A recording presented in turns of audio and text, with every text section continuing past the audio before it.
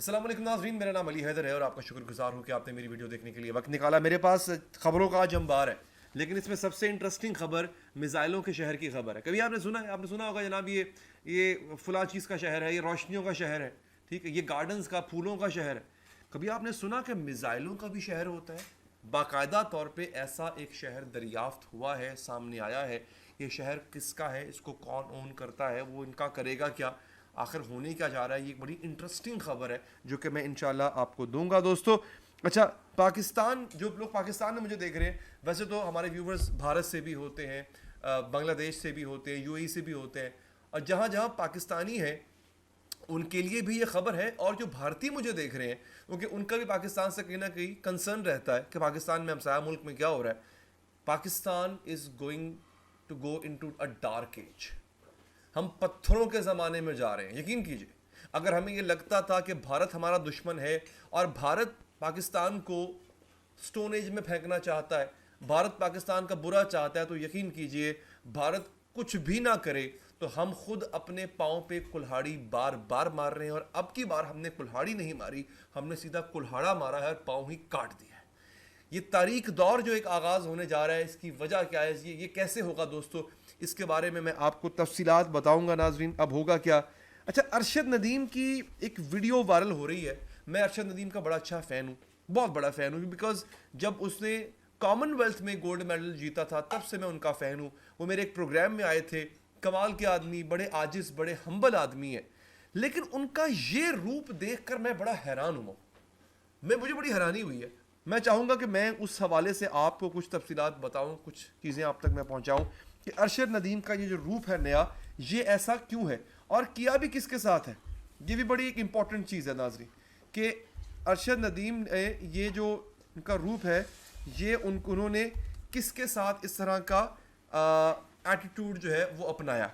तो आगाज़ करते हैं दोस्तों। सबसे पहले तो मैं आपको बताता हूँ कि ये जो एक नया दौर शुरू होने जा रहा है, तारीख दौर, ये क्या है और मिसाइलों का जो शहर दरियाफ्त हुआ है नाजरीन, ये क्या है। हिजबुल्लाह के हाथ लगा है ख़जाना।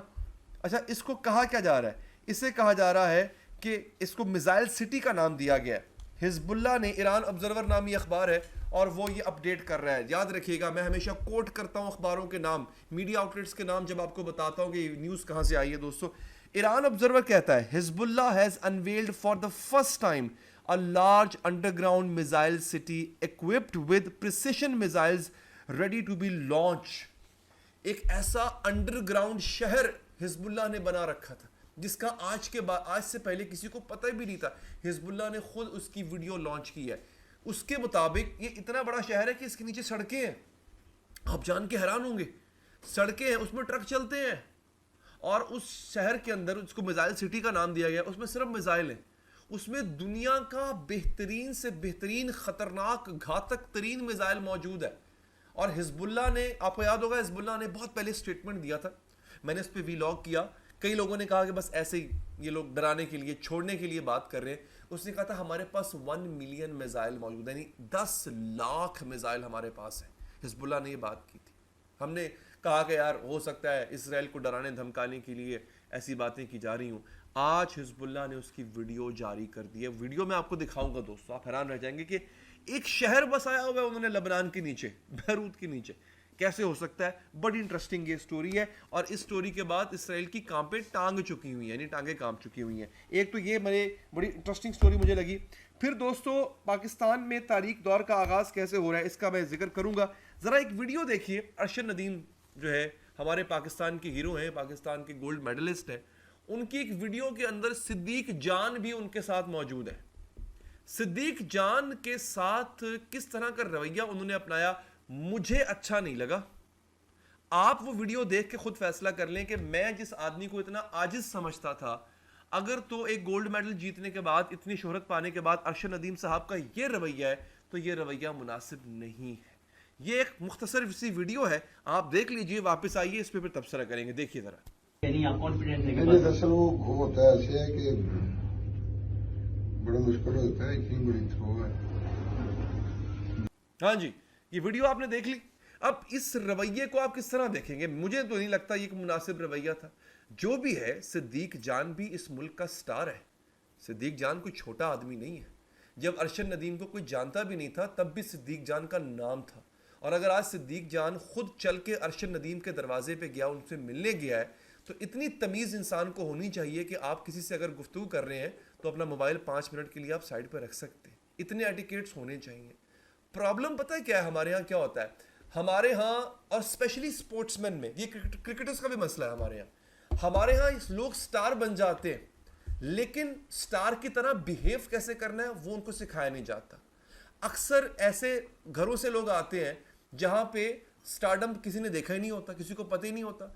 तो जब स्टार बनते हैं तो उनका बिहेवियर, उनका रवैया कैसा होना चाहिए, ये ग्रूमिंग नहीं होती। अच्छा, इंडिया में इसके बरक्स ग्रूमिंग होती है।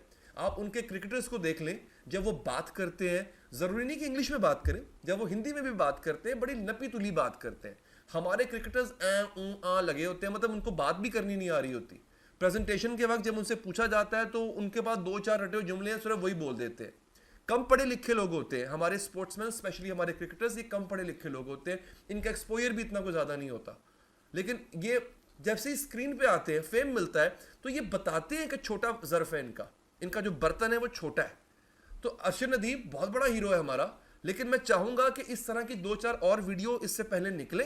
अरशद नदीम साहब को थोड़ी बहुत क्लासेस लेनी चाहिए, थोड़ा सा ग्रूम करना चाहिए खुद को, कि जब इतना पाए सिद्दीक जान कोई छोटा नाम नहीं है, पाकिस्तान के पाए का जर्नलिस्ट है, वो आपके साथ खड़ा आपसे बात कर रहा है और आपको लग रहा है जैसे पता नहीं कौन खड़ा हुआ है, आपको पता ही नहीं है। अच्छा, बेसिकली तो इन साहब को पता भी नहीं होगा इनके साथ कौन खड़ा हुआ है, इनको ये भी नहीं पता होगा सिद्दीक जान है किस चिड़िया का नाम।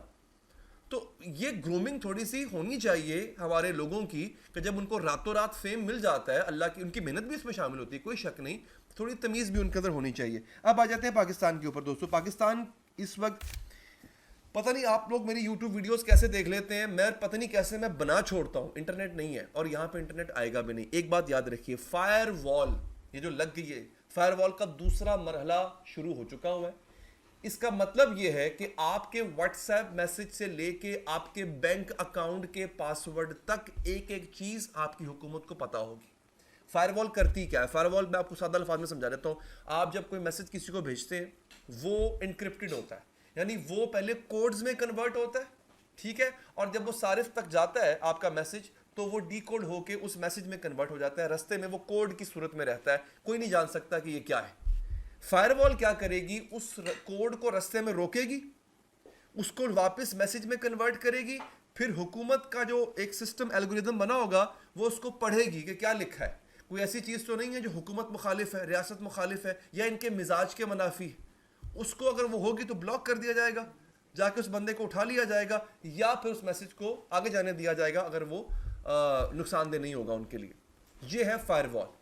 इसकी वजह से क्या होगा दोस्तों, आपके बैंकों के पासवर्ड तक जो है वो अनसेफ हो चुके होंगे, आपके बैंकों का पासवर्ड भी पता होगा। और ये मैं अपने से नहीं कह रहा, एक्सपर्ट्स ने ये बात की है। दूसरा सबसे इंपॉर्टेंट चीज़ क्या होगी कि आपका जो इंटरनेट है वो मजीद बैठ जाएगा।